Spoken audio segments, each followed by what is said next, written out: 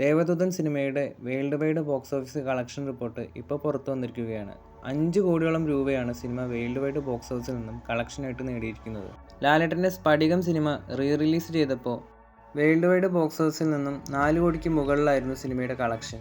Release ചെയ്ത സമയത്ത് box ഓഫീസിൽ പരാജയപ്പെട്ടെങ്കിലും റിലീസിൽ ദേവദൂതൻ സിനിമ പ്രേക്ഷകർ കൈവിട്ടില്ലെന്ന് തന്നെയാണ് സിനിമയുടെ കളക്ഷൻ കാണുമ്പോൾ മനസ്സിലാവുന്നത്. ദേവദൂതൻ സിനിമയെക്കാളും ഫാൻ ബേസ് ഉള്ളൊരു ചിത്രമാണ് മണിച്ചിത്രത്താഴ്. ഈ ഒരു സിനിമ റിലീസ് ചെയ്യുമ്പോൾ ദേവദൂതനേക്കാളും എത്രത്തോളം കളക്ഷൻ ഉണ്ടാകുമെന്ന് നമുക്ക് നോക്കാം. കങ്കുവ സിനിമയോടൊപ്പം ക്ലാഷ് റിലീസിന് ബറോസ് ഇല്ല. ഒക്ടോബർ 10-നാണ് കങ്കുവ സിനിമ തിയേറ്ററുകളിലേക്ക് എത്താൻ പോകുന്നത്. എന്നാൽ ബറോസ് ഒക്ടോബർ 3-നായിരിക്കും തിയേറ്റർ റിലീസ് ചെയ്യാൻ പോകുന്നത്. ബറോസിൻ്റെ ഓവർസീസ് വിതരണക്കാരാണ് സിനിമയുടെ റിലീസ് ഡേറ്റ് ഇപ്പോൾ കൺഫേം ചെയ്തിരിക്കുന്നത്.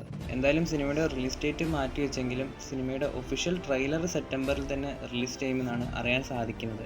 സെപ്റ്റംബർ 6-ന് ഐഫ ഉത്സവം വേദിയിൽ സിനിമയുടെ ട്രെയിലർ ലോഞ്ച് ചെയ്യും. ബറോസിൻ്റെ കൂടുതൽ അപ്ഡേറ്റുകൾക്കായി ചാനൽ സബ്സ്ക്രൈബ് ചെയ്യുക.